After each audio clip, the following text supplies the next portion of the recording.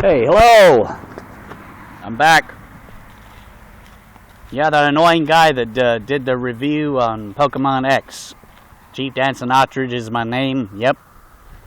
Don't forget the E at the end of Ostrich now. It's got an E at the end. Anyway. I watched that episode Eevee and Friends. Eevee and Friends. Now I admit I saw an introductory photo and it didn't have Umbreon in it, aka Blackie. I rolled my eyes and said, yeah, typical. Typical they leave Umbreon out. Because it's the dark Aku type. But Umbreon was in it. He was in the episode. Spoiler alert. Spoiler alert. There's going to be some spoilers in it, so watch out. So, yeah.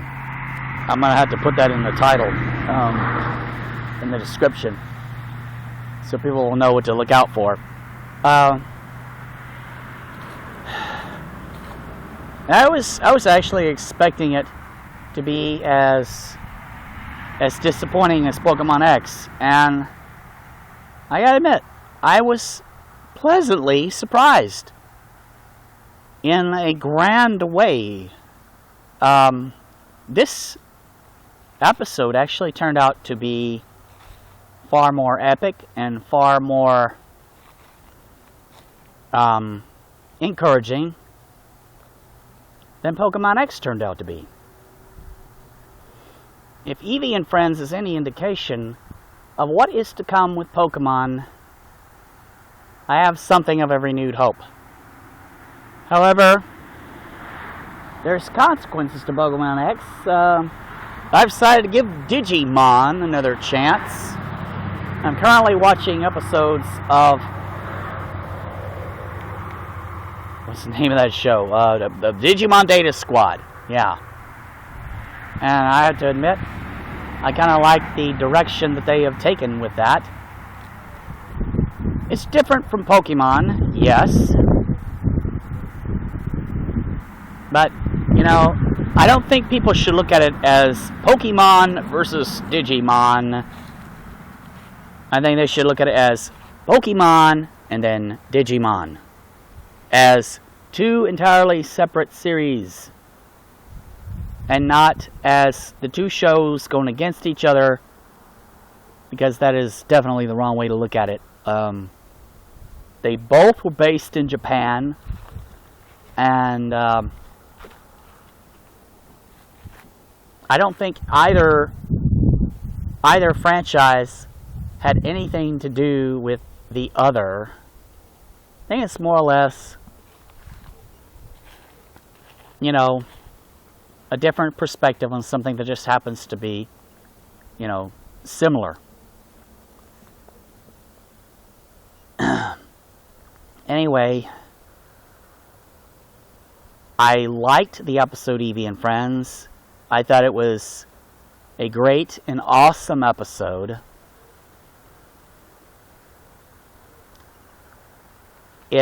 It comes forth as contrast to the X and Y games, and I'm hoping Eevee and Friends is the start of something improvement game-wise. Like maybe 7th generation we get a dark gym, or maybe they just do away with gyms altogether and just say challenge this level of trainers and that level of trainers, and it just be different.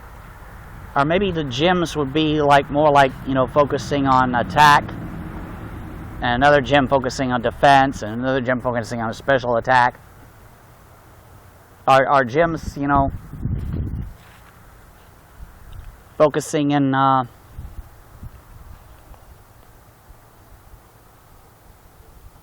certain kinds of strategies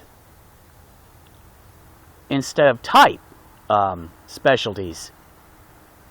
I think that would probably be a lot more interesting. Although, I don't see why they wouldn't do a dark gym, even if Aku means evil. Which I'm starting to think that maybe it doesn't. That maybe the word was mistranslated, or maybe the Japanese have a different perspective on evil that we have. We see, our perspective on evil is more like, must be rejected at all cost, whatever. Their perspective on evil seems to be somewhat different. It seems to me that their perspective on it is that there is a good way to be evil. And we just don't see it that way.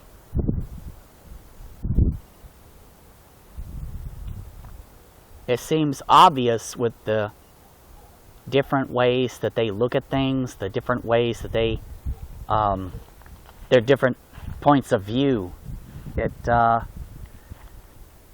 It seems like, we have to take the Japanese version of Pokemon, our Digimon, and clean them up for the United States. Just clean them up. Which I think is rather crazy. What's the point of cleaning any of this up? I mean, but honestly, I don't look at it that way.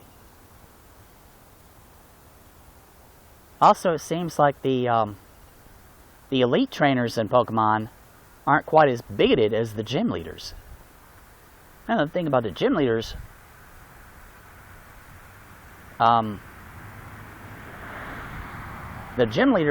for the most part, almost entirely focused on concentration on a particular type.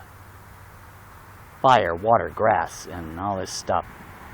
Whereas the elite trainers, Loyale had used a water psychic, and in her gyms, and other types, dual types, and Agatha had used, poison type, poison flying, whereas they specialized in ice and ghost, respectively. And even the fighting trainer Bruno used 2 Onyx on his team originally. So it's almost as if, the elite trainers, do not have the same level of a bigoted mindset as the gym leaders. Gym leaders are more bigoted, it seems, than the elite trainers. So that's probably why elite trainers are more likely to specialize in dark types than gym leaders. They're not as bigoted. They don't discriminate against certain types of Pokemon as much. Anyways, that's going to be it for my review. Thank you and goodbye.